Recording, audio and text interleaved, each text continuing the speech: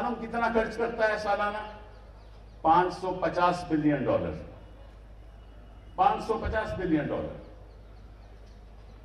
मालूम हिंदुस्तान में R&D में कितना खर्चा आता है? $45 बिलियन। कहां $600 बिलियन? और ये मालूम कैसे सर खर्च होता है? यूनिवर्सिटीज में खर्च होता है, क्योंकि युवा लोग जब यूनिवर्सिटी में जाते हैं तो उस यूनिवर्सिटी में वो अपने सोच विचारों के साथ बदलाव सोचते हैं। कैसे बदलाव हो, साइंटिफिक बदलाव कैसे हो, नई चीजों के बारे में सोचते हैं। और ये रिसर्च में जब जाता है तो उससे फिर नई प्रॉपर्टी बनती है, इंटेलेक्चुअल प्रॉपर्टी जिसको कहते हैं, और वो लेकर उद्योगपति उस पर इन्वेस्ट कर आगे वस्तुएं बनाते हैं और सर्विसेज देते हैं। लेकिन हिंदुस्तान में कोई यूनिवर्सिटी में तो ABVP के लोग बढ़ जाते हैं। जो हिंसा हम यूनिवर्सिटीज में देख रहे हैं वहां इंटेलेक्चुअल प्रॉपर्टी पैदा कैसे होगी? हो ही नहीं सकती। तो आप यूनिवर्सिटीज में अपने RSS के वाइस चांसलर लगा दोगे तो वो जो शिक्षा का स्तर होना चाहिए आपको कभी मिलेगा ही नहीं। और अगर आप पैसा नहीं खर्च करोगे, निवेश नहीं करोगे R&D में, तो आपकी इंटेलेक्चुअल प्रॉपर्टी होगी ही नहीं। कभी देश अमीर हो ही नहीं सकता, गति से कभी आगे बढ़ ही नहीं सकता। मैं आज आपके सामने एक नई विजन रखूंगा, एक ऑल्टरनेटिव विजन फॉर इंडिया रखूंगा कि हमें कैसे आगे बढ़ना है। तो सबसे पहले बात करेंगे शिक्षा की। शिक्षा में ये दुर्भाग्य है हमारा, लगभग इस देश में मालूम कितने टीचर हैं?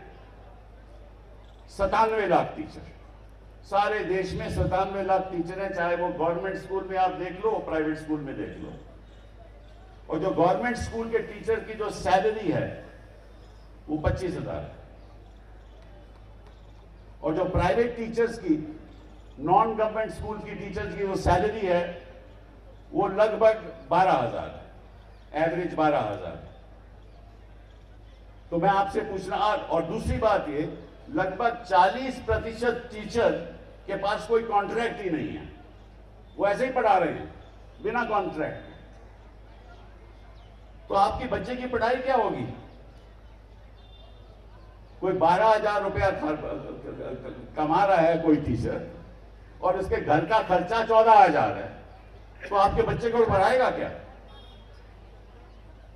क्या पढ़ाएगा? और लगभग 33% ऐसे स्कूल हैं जहां बिजली पहुंचती ही नहीं। बच्चा पढ़ेगा क्या? ये देश विकसित बनेगा कैसे? मोदी जी ने कभी इस पर ध्यान दिया? मुझे याद है कि जब मैं HRD का मंत्री था तो मैंने कहा था कि मेरा एक सपना है कि हर बच्चे के हाथ में एक आकाश टैबलेट होना चाहिए। कई बार मैं ये बात करता था, और अगर वो उस पे आगे बढ़ती, ये सरकार आगे बढ़ती, तो आज बच्चे के हाथ में आकाश टैबलेट होता, दुनिया उसके हाथ में होती। लेकिन इन्होंने प्रोग्राम रद्द कर दिया। आज के कंप्यूटर की बात करते हैं। मैंने एक मुहिम शुरू की कि किसी तरीके से हर स्कूल में फाइबर ऑप्टिक का नेटवर्क चले जाए, ताकि एक मैथ्स का टीचर दिल्ली में बैठ के सारे हिंदुस्तान के बच्चों को पढ़ा सके। कभी मोदी जी ने ऐसी बात सोची? बात क्या हो रही है? लव जिहाद। बात हो रही है लव जिहाद की। अरे भाई, लव की बात करो, जिहाद की क्यों बात करते हैं? बच्चों के भविष्य के बारे में बात करो कि कैसे उनका भविष्य उज्जवल हो, कैसे उनको आगे बढ़ाया जाए। बात करते हो आपके MBBS हम हिंदी में पढ़ाएंगे, और भाई किताबें ही नहीं है हिंदी में। कब तर्जुमा होगा, कब आप पढ़ाओगे, कब MBBS बनेंगे? तो कहने का मतलब यह है, बड़े दुख की बात है कि जो बच्चे बड़े होके इस देश का भविष्य को उज्जवल कर सकते हैं, उन बच्चों का पिछले 8-9 साल में किसी ने ध्यान नहीं दिया। और मेरी ये मांग है, और आज मैं इस मंच से ऐलान करना चाहता हूं कि मोदी जी, अब हर टीचर की तनख्वाह कम से कम 50,000 रुपया महीना होनी चाहिए। ये इंसाफ की बात है। आप हमारे टीचर्स के साथ बेइंसाफी मत कीजिए। अगर आप हमारे टीचर्स के साथ बेइंसाफी करते हो तो हमारे बच्चों के साथ बेइंसाफी हो रही है। हर टीचर की सैलरी 50,000 होनी चाहिए। साथ साथ में एक और ऐलान और एक और हमारी मांग कि एक ऑल इंडिया टीचर सर्विसेज का गठन होना चाहिए। उसको परमानेंट नौकरी मिलनी चाहिए, कोई कॉन्ट्रैक्ट टीचर नहीं होना चाहिए, और हर स्टेट में स्टेट टीचर सर्विस होनी चाहिए। अभी लोग ये क्या करते हैं, ये कॉन्ट्रैक्ट पे टीचर को बुला लेते हैं, फिर उसको बर्खास्त कर देते हैं। तो टीचर पढ़ाएगा क्या? उसको तो इतनी फिक्र होती है कि मेरी नौकरी रहे, बच्चे की क्या फिक्र होगी उसको? ये दो चीजें बहुत जरूरी है। तीसरी हमारी मांग है कि आपने केंद्रीय विद्यालय बनाए। हम उस बात पे खुश हैं। कई सैकड़े हजारों केंद्रीय विद्यालय इस देश में हैं, लेकिन वो किसके लिए हैं? वो सरकारी अफसरों के बच्चों के लिए। सरकारी अफसर हो या पब्लिक सेक्टर का बच्चा, उनके पेरेंट का बच्चा हो, उसको वहां एडमिशन मिल जाती है। अच्छी बात है, हम इसका विरोध नहीं करते, लेकिन आप ऐसे ही स्कूल ट्राइबल्स के लिए क्यों नहीं देते? वंचित लोगों के लिए क्यों नहीं? महिलाओं के लिए क्यों नहीं? हमने कस्तूरबा गांधी महिला विद्यालय का गठन हमने किया था और उसको हम वहां बढ़ाते थे। इन्होंने इनका नाम बदल दिया। मुहिम तो वही है, लेकिन मुश्किल ये है कि वो केवल 12वीं क्लास तक हैं। लेकिन मैं चाहता हूं कि हमारी बच्चियां आगे बढ़ के यूनिवर्सिटी में जाएं और उनको फ्री एजुकेशन मिले। आपको मालूम है कि सबसे ज्यादा टीचर इस देश में महिलाएं हैं। सबसे ज्यादा टीचर महिलाएं हैं। वो मां जो है वो स्कूल में बच्चे को भी पढ़ाती है और घर में आके अपने बच्चों को भी पढ़ाती है। उन बच्चियों के लिए सेपरेट स्कूल खुलने चाहिए सारे हिंदुस्तान में। सारे हिंदुस्तान में खुलने चाहिए। और जो भी उद्योगपति ऐसा स्कूल बनाएगा उसको 80G की टैक्स एग्जेम्पशन मिलनी चाहिए। मैं सुझाव दे रहा हूं कल के भारत में, और मैं चाहता हूं कि मोदी जी इसका जवाब दें कि आपने क्यों ऐसा नहीं किया। पिछले 8 साल में आपने कई चीजें चलाई, कई बातें आपने की। नोटबंदी करा दी, GST करवा दिया, ठीक है ना? तो आपने स्कूलों के बारे में, बच्चियों के बारे में, बच्चों के बारे में, शिक्षा के बारे में क्यों नहीं ध्यान दिया? बड़े बड़े उद्योगपति बना दिए, उनको सारे पोर्ट मिल गए, सारे एयरपोर्ट मिल गए, ठीक है ना? ईडी उनके पास आज तक नहीं पहुंची।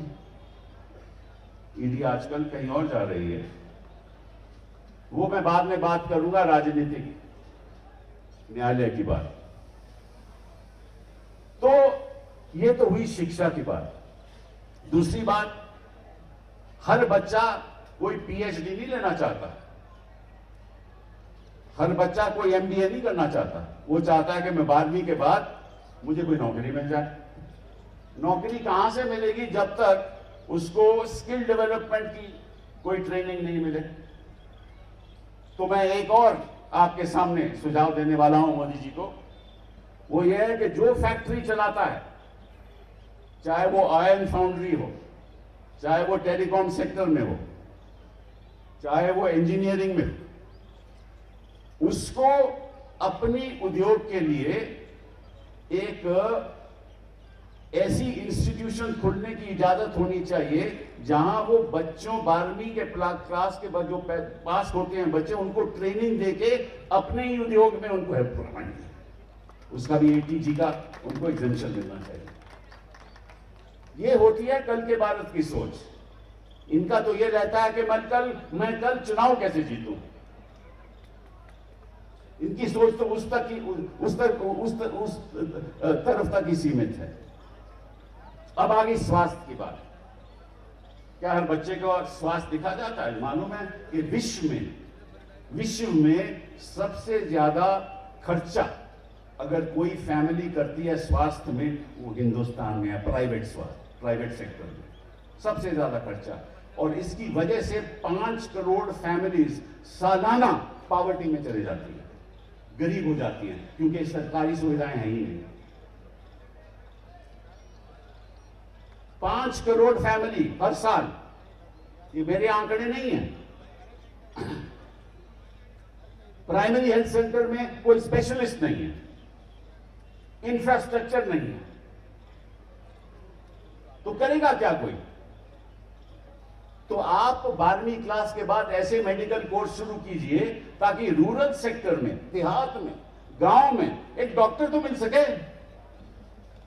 यहां तो मीलों मील जाना जाता है डॉक्टर के लिए, और सबसे कमी डॉक्टरों की देहात में है। 80% डॉक्टर तो केवल शहरों में है, और 60% हमारी आबादी गांव में है। तो स्वास्थ्य ठीक नहीं होगा, शिक्षा ठीक नहीं होगी, तो भारत आगे कैसे बढ़ेगा? अमृतकाल आएगा कैसे?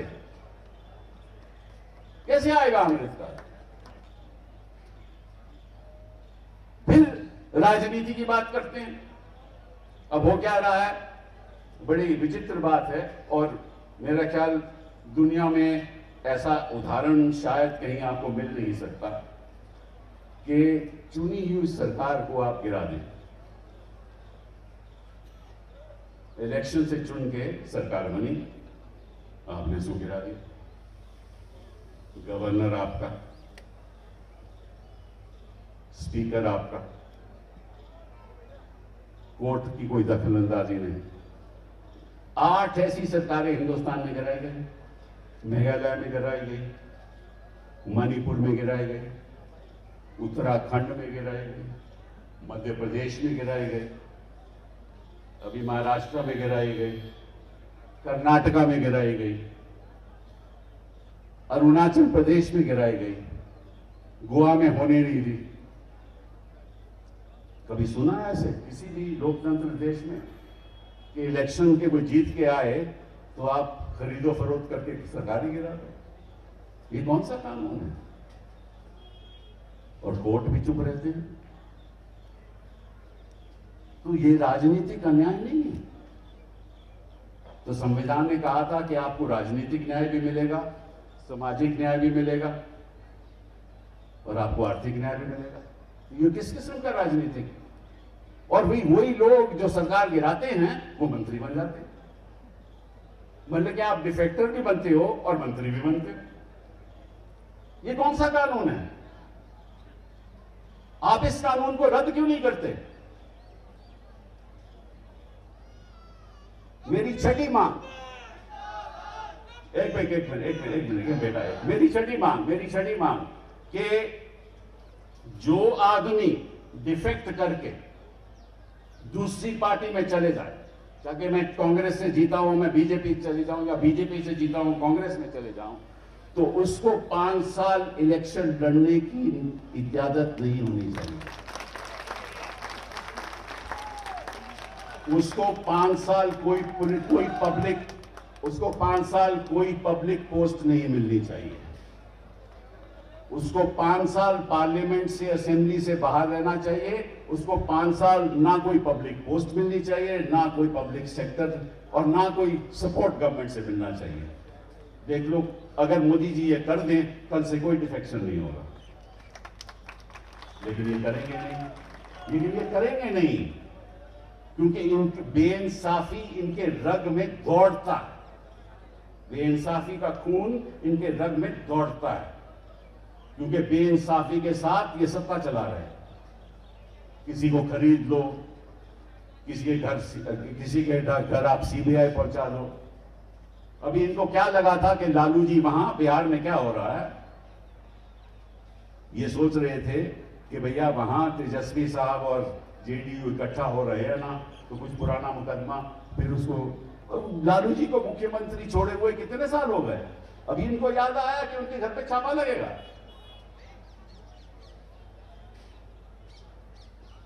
अभी दिल्ली में ये क्या हो रहा है, अभी हिंदुस्तान देखिए, जो ईडी है ना, वो जब हिंदुस्तान के नक्शे को देखती है ना, बड़ा विचित्र नजारे से देखती है। वो केवल वही स्टेट्स देखती है जहां विपक्षी दल की सरकार है, वहीं पे उनको लगता है कि रास्ता यहां आसान है, और जहां भाजपा की सरकार है वो तो रास्ता ही बंद है, वहां तो ये जाते ही नहीं। तो ईडी के हिसाब से, ईडी के नजरिए से हिंदुस्तान का नक्शा एक अजीब नक्शा है, जहां ईडी जा सकती है, जहां ईडी ने जाना नहीं, जहां सीबीआई जा सकती है, जहां सीबीआई ने जाना नहीं। तो ये एजेंसी किस लिए काम कर रही है?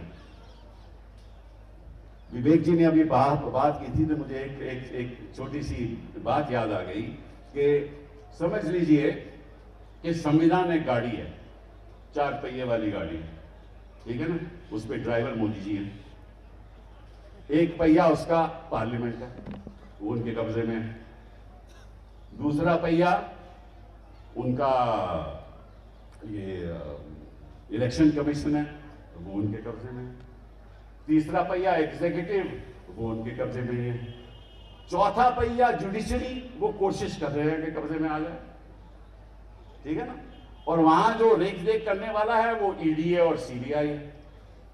तो अगर ड्राइवर सभी पे कब्जा कर लेगा ना, तो गाड़ी जब चलाएगा तो ईडी कहेगा कहीं भी चले जाओ भैया, कहीं भी चले जाओ, सीबीआई कहीं भी बोलेगी कहीं भी चले जाओ, किसी के घर भी पहुंच लो। ये किस किस्म का लोकतंत्र है? ये किस किस्म का लोकतंत्र हम बनाने जा रहे हैं? कैसा भारत हम बनाएंगे आगे के दिनों में? क्या होगा हमारे बच्चों का, हमारे ग्रैंड चिल्ड्रन का? कहां से इंसाफ मिलेगा? और इंसाफ की हम जो देख रहे हैं ना अदालतों में, वो क्या हो रहा है? हम आप सीबीआई के कोर्ट में चले जाओ, ईडी की कोर्ट में चले जाओ, मतलब कि आप सोच भी नहीं सकते क्या हो रहा है। न्याय की बात तो छोड़ दो, हम तो लोगों को कहते हैं कि साहब आपको बेल नहीं मिलने वाली। कौन बेल देने वाला आपको? हाँ, मैं किसी जुडिशरी के खिलाफ बात नहीं कर रहा, लेकिन जो लोग सोच रहे हैं वो ऐसा सोचते हैं कि साहब हमें तो बेल नहीं मिले। तो अगर न्यायालय के बारे में लोग ऐसे सोचने लगे तो फिर बचा क्या लोकतंत्र में? आप ही बताओ, क्या करेंगे हम? मतलब कि एक पीएचडी पीएन की नौकरी के लिए अपनी एप्लीकेशन देता है, पीएचडी, एक एमबीए ड्राइवर बनना चाहता है। ऐसे ऐसे उदाहरण हैं, चाहे वो उत्तर प्रदेश हो चाहे वो मध्य प्रदेश हो। वो इस किस्म के हम एजुकेटेड क्लास प्रिपेयर कर रहे हैं कि उनको नौकरियों की तलाश है, वो पीएन और ड्राइवर बनने के लिए तैयार है।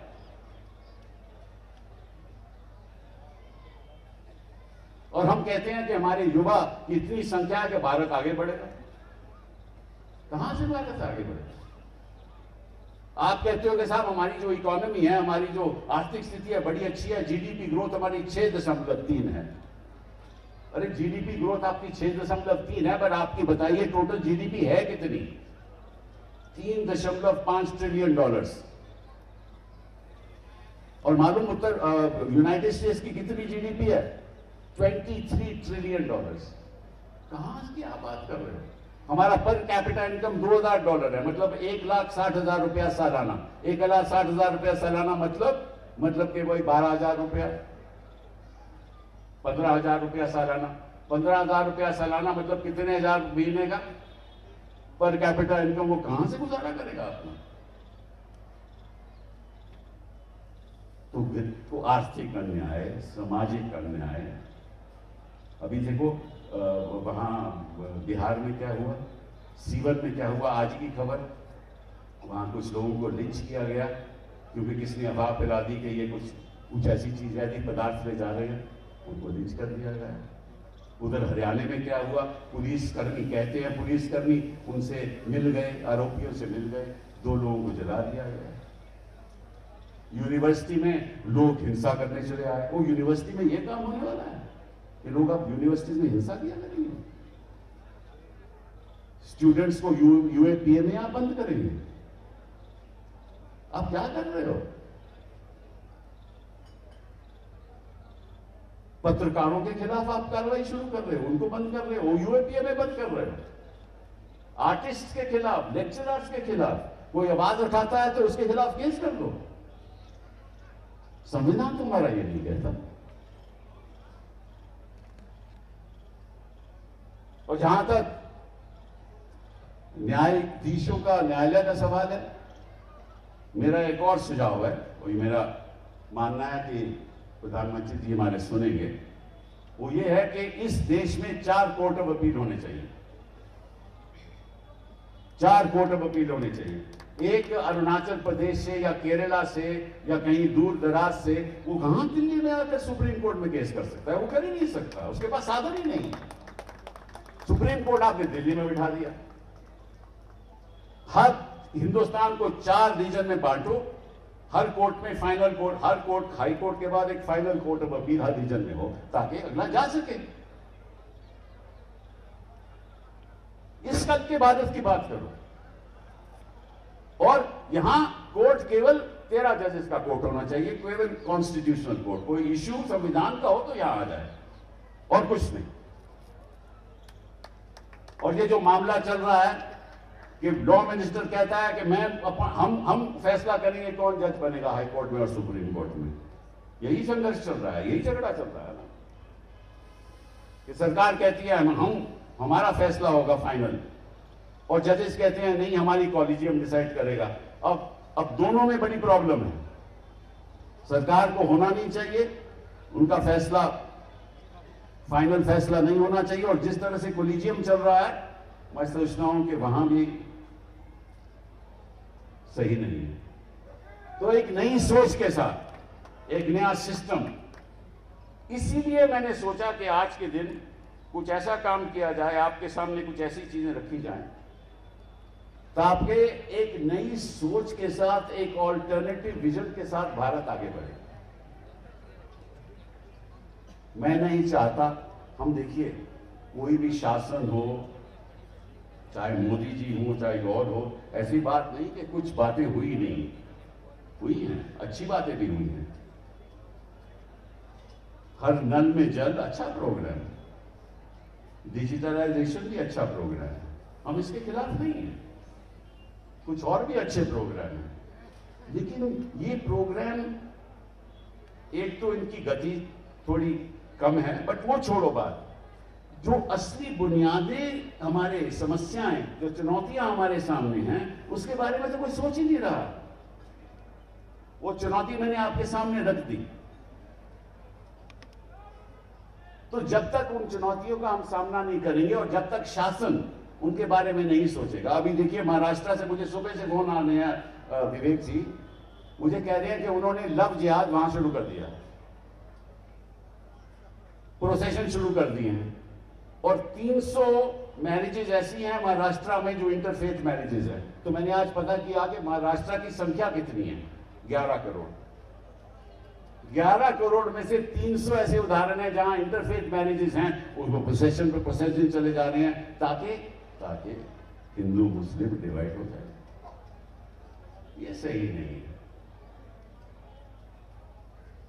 हम इंसान हैं पहले, उसके बाद हम इस देश के नागरिक हैं, उसके बाद जो भी हम हैं।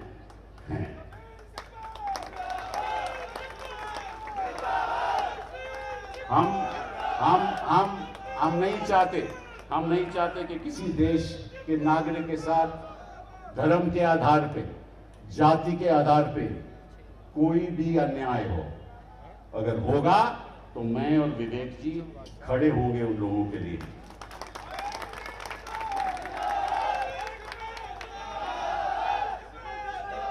आखिरी बात, ये एक शुरुआत है, ये एक शुरुआत है। हम आग्रह करेंगे हर बार एसोसिएशन से, हर प्रदेश में हर बार एसोसिएशन से आग्रह करेंगे कि आपके लोग इंसाफ के सिपाही बने, हमारे एडवोकेट्स इंसाफ के सिपाही बने, और जहां जहां भी अन्याय हो रहा हो वहां जो अन्याय है उसका विरोध करें, और अगर अदालत में लड़ने की जरूरत पड़े तो अदालत में लड़ें।